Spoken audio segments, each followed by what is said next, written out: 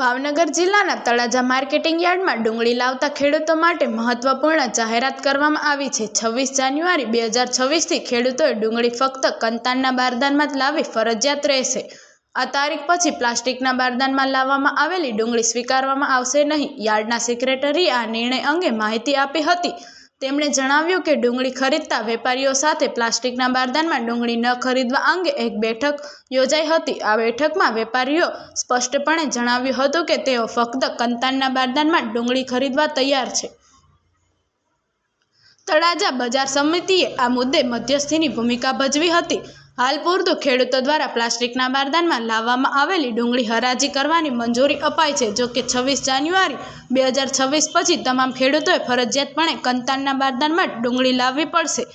આ નવા નિયમનું પાલન કરવા માર્કેટિંગ યાર્ડના સેક્રેટરીએ વધુ જણાવ્યું હતું કે આ નિર્ણય ખેડૂતોના હિત અને વેપારીઓની જરૂરિયાતને ધ્યાનમાં રાખીને લેવાયો છે।